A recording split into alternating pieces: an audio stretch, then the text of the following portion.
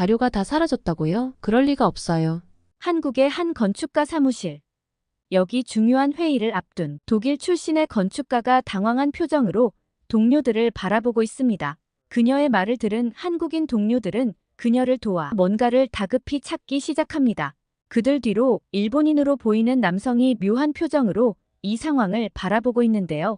과연 이들에게 무슨 일이 생긴 걸까요? 오늘의 이야기 지금 시작합니다. 안녕하세요. 저는 한나 밀러예요. 베를린 출신 건축가이자 현재 서울에서 살고 있는 김치 마니아랍니다. 이게 다 한국 생활 3년차의 후유증이에요. 그렇지만 전 이 후유증이 정말 좋답니다. 베를린에서 태어나고 자란 저는 어릴 때부터 건축에 관심이 많았어요. 레고 블록으로 집을 만들던 5살 때부터 이미 제 꿈은 세계적인 건축가였죠. 하지만 부모님은 제가 의사나 변호사가 되길 바라셨어요.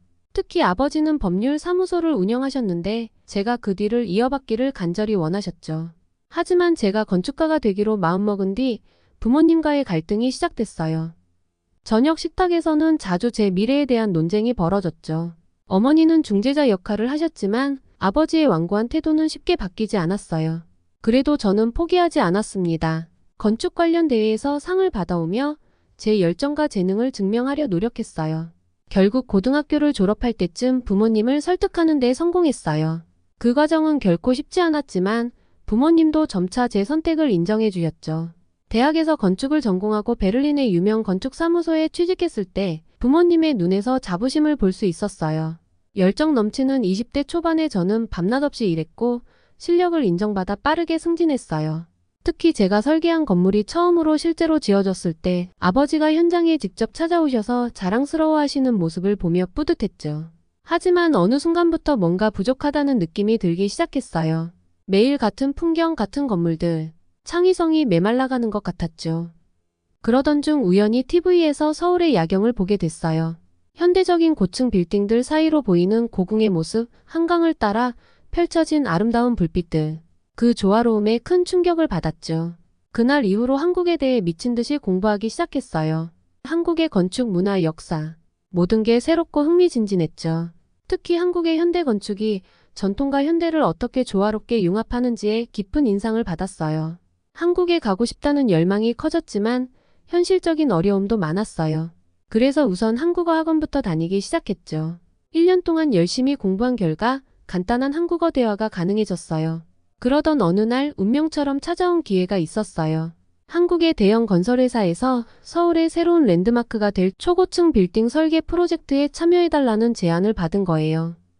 국제적인 감각을 원한다며 저를 스카우트한 거죠. 그 제안을 받았을 때 정말 흥분됐어요. 하지만 동시에 두려움도 컸죠. 낯선 나라에서 새로운 삶을 시작한다는 건 정말 큰 도전이니까요. 일주일 동안 고민했어요. 밤새 한국 유튜브 영상을 보며 이 기회를 잡아야 할지 망설였죠. 결국 저는 한국행을 결심했어요. 부모님께 이 소식을 전했을 때 처음에는 크게 놀라셨죠. 아버지는 제가 어렵게 잡은 베를린에서의 기회를 놓치는 것 아니냐며 걱정하셨고 어머니는 먼 나라에 혼자 가는 것을 불안해하셨어요. 하지만 제 열정과 결심을 보시고는 결국 응원해 주셨답니다. 서울에 도착한 첫날 저는 완전히 새로운 세계에 온 것 같았어요. 활기 넘치는 도시의 모습, 빠르게 움직이는 사람들, 그리고 곳곳에서 보이는 현대적인 건물들과 전통 건축의 조화. 모든 것이 신선하고 흥미진진했죠. 회사 첫날은 정말 긴장됐어요. 한국어 실력이 부족해 의사소통에 어려움을 겪을까봐 걱정했거든요. 하지만 다행히도 동료들은 매우 친절했어요. 특히 김민중 과장님은 제가 한국 생활에 적응할 수 있도록 많은 도움을 주셨죠. 한국어도 가르쳐 주시고 회사 업무 방식도 상세히 설명해 주셨어요. 일을 시작하면서 한국의 빠른 업무 속도에 놀랐어요. 빨리빨리 문화라고 하더라고요. 처음에는 이 속도를 따라가기 힘들었지만 점차 적응해 갔죠. 오히려 이 효율성에 매료되기 시작했어요. 독일의 꼼꼼함과 한국의 신속함을 결합하니 일의 능률이 크게 올랐답니다. 한국 생활에서 가장 큰 도전은 역시 음식이었어요. 첫 회식 때 테이블에 놓인 음식들을 보고 깜짝 놀랐죠. 특히 김치는 처음 먹었을 때 너무 맵고 신맛이 강해서 힘들었어요. 하지만 시간이 지나면서 점점 그 맛에 빠져들게 됐죠. 이제는 김치 없이는 밥을 못 먹을 정도예요. 회식 문화도 처음엔 적응하기 힘들었어요. 술을 잘 못하는 제게 소주는 큰 도전이었죠. 처음 소주를 마셨을 때는 정말 이게 술이야, 소독약이야? 하는 생각이 들더라고요. 하지만 이런 회식 자리에서 동료들과 친해지고 한국 문화를 더 깊이 이해할 수 있었어요. 일과 생활에 점차 적응해가면서 저는 한국의 건축에 더욱 매료되었어요. 현대적인 고층 빌딩부터 아름다운 한옥까지 서울의 다양한 건축물을 관찰하는 것이 제 취미가 되었죠. 주말이면 서울 곳곳을 다니며 건축물을 사진에 담았어요. 이런 경험들이 제 설계에도 많은 영감을 주었답니다. 시간이 흐르면서 회사에서도 점점 인정받기 시작했어요. 제가 가진 정확성과 한국의 빠른 실행력을 결합한 업무 스타일이 좋은 평가를 받았죠.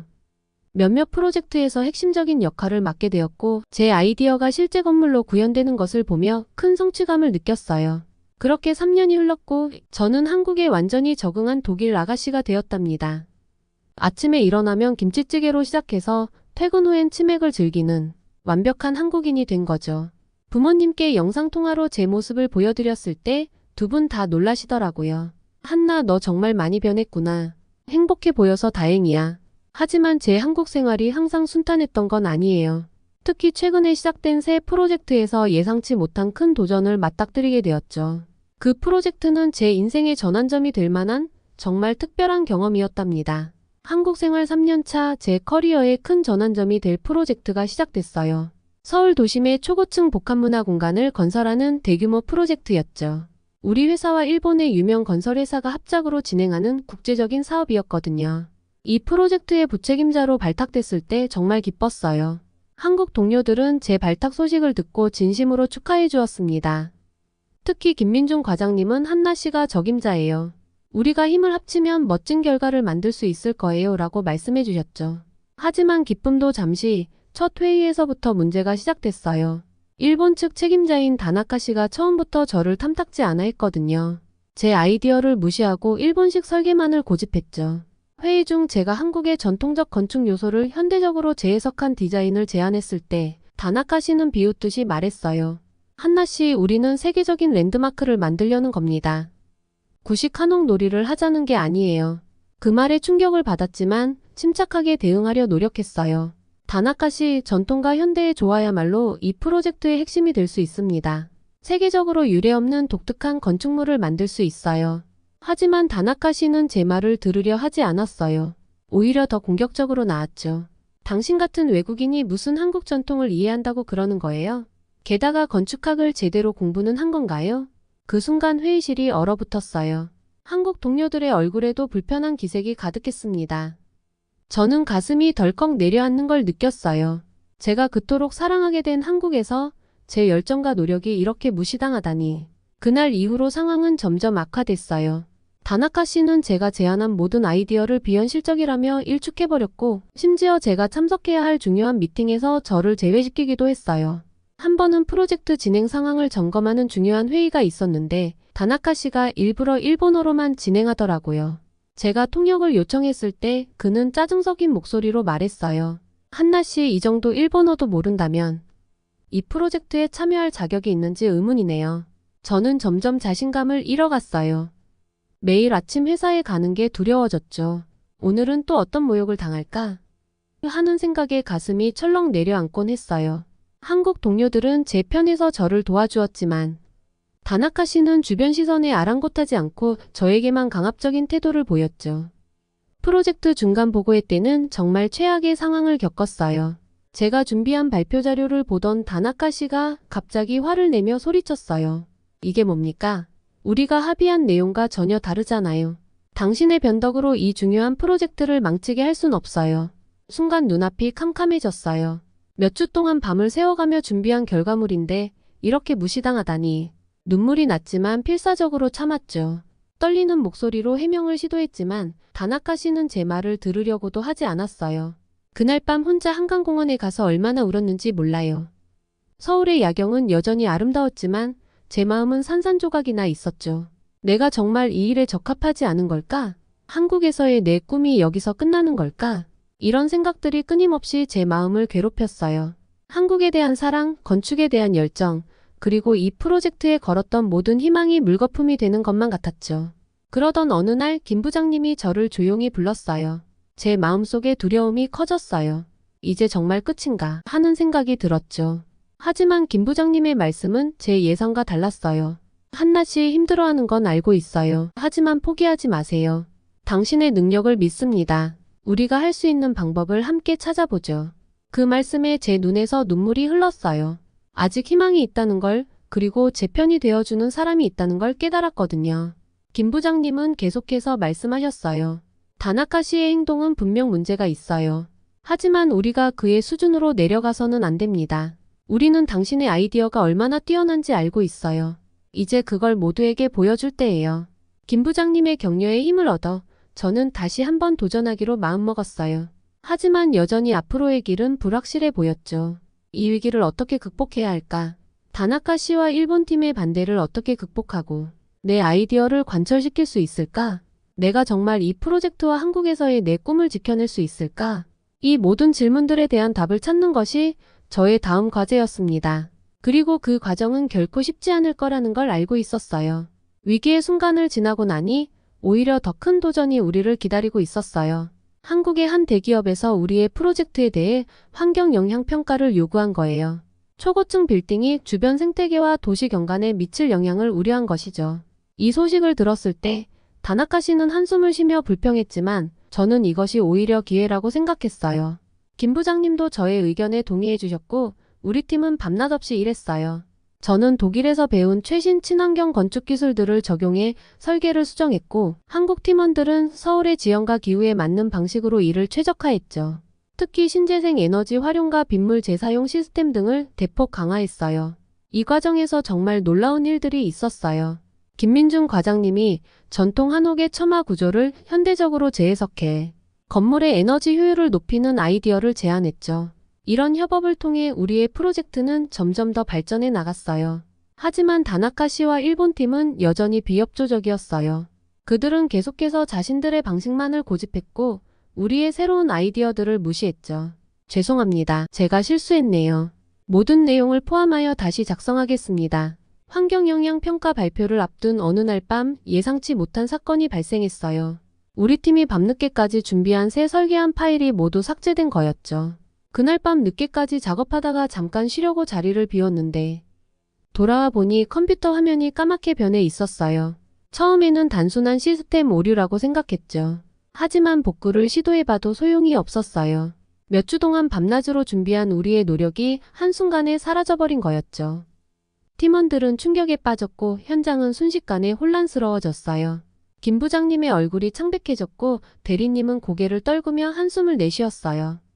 소연 씨는 눈물을 글썽이며 컴퓨터 화면을 계속 새로 고침했죠. 모두가 절망에 빠진 것 같았어요.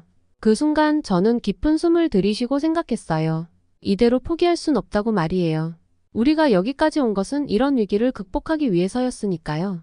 그래서 저는 용기를 내어 팀원들에게 말했어요. 우리가 이 설계안을 만들었으니 다시 만들 수 있다고요.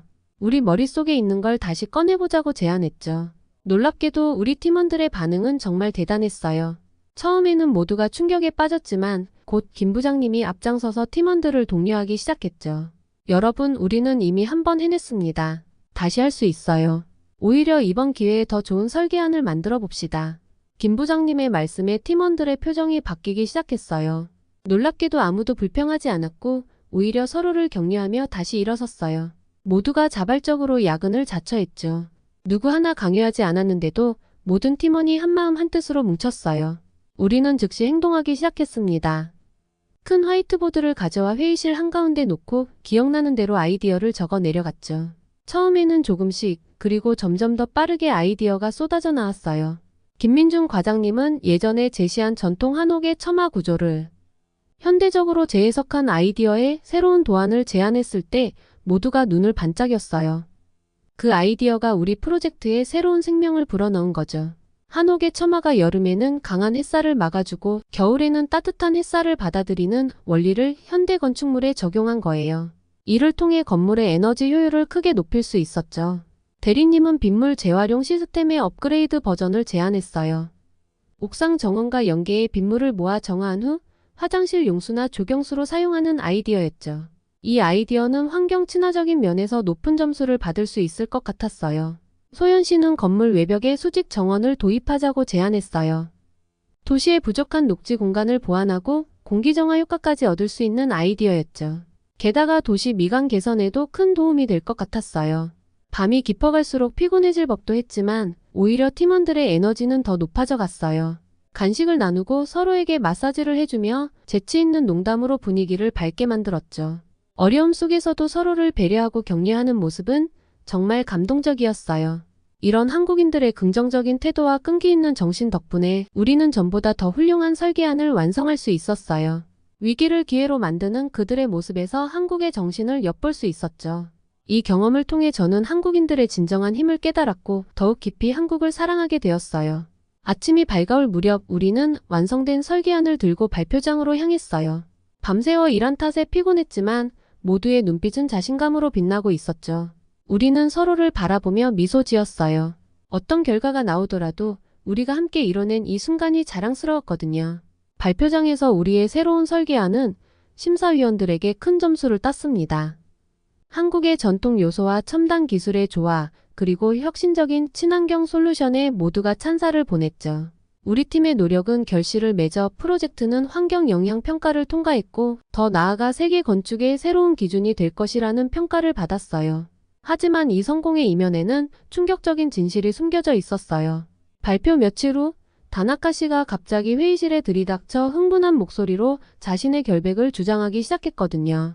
자신이 파일을 삭제한 적이 없으며 오히려 우리 팀이 그의 아이디어를 도용했다고 우기더라고요. 결국 회사 보안팀이 개입하게 됐어요. CCTV 확인 결과 다나카 씨가 몰래 사무실에 침입하여 우리의 파일을 삭제한 장면이 포착된 거예요. 한국의 뛰어난 CCTV 기술과 AI 분석 시스템 덕분에 범인을 명확히 특정할 수 있었죠. 다나카 씨는 한국의 CCTV 화질이 저렇게 좋고 24시간 가동하는 줄 몰랐다며 놀라워했어요. 결국 다나카 씨는 프로젝트에서 제외되었고 우리 팀은 더욱 끈끈해졌어요. 이 사건을 통해 한국 기술의 우수성을 다시 한번 확인했고 우리의 팀워크와 열정이 어떤 위기도 극복할 수 있다는 것을 깨달았답니다. 이 모든 과정을 겪으며 저는 한국에서의 제 역할과 가치를 다시 한번 확인할 수 있었어요.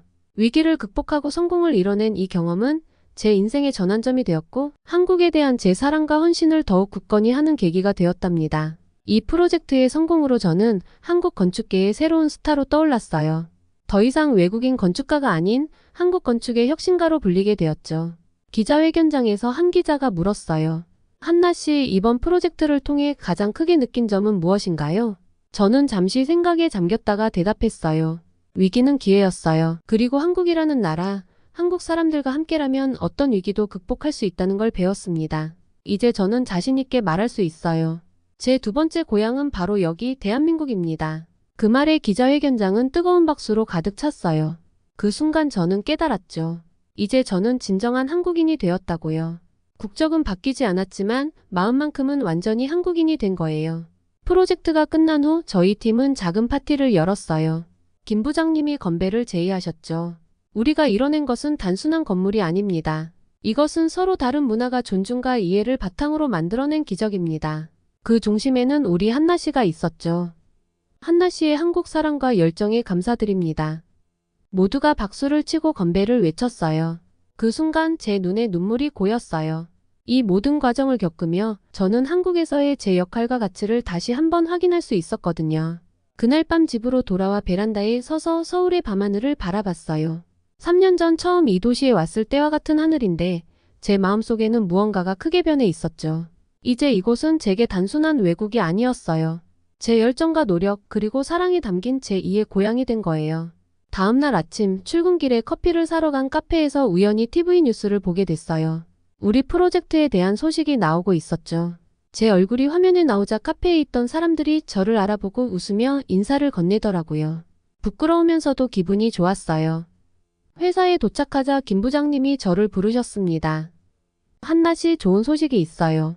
서울시에서 우리 프로젝트의 성공을 높이 평가해서 앞으로 진행될 도시재생 프로젝트의 자문위원으로 당신을 추천했대요. 정말 믿을 수 없는 소식이었어요. 제가 한국의 도시 발전에 기여할 수 있는 기회라니 감사의 마음과 책임감이 동시에 밀려왔죠.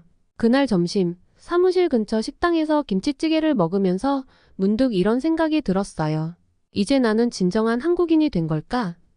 그러다 김치 국물을 옷에 흘리고 말았죠. 옆자리에 한국 동료가 웃으면서 말했어요. 한나 이제 완전 한국인 다 됐네. 우리는 함께 웃었어요. 그래요. 어쩌면 이렇게 김치 국물 흘리는 것조차 제가 얼마나 한국에 적응했는지 보여주는 증거일지도 모르겠어요. 이제 저는 매일 아침 설렘을 안고 출근해요. 한국의 아름다운 전통과 현대적인 기술을 융합하는 새로운 프로젝트들을 구상하면서 이 나라의 발전에 조금이나마 기여할 수 있다는 사실에 가슴이 벅차오른답니다. 한국에서 한국을 위해 그리고 한국과 함께 성장해 나가는 제 모습을 상상하면 가슴이 뛰어요. 이제 저는 자신 있게 말할 수 있어요.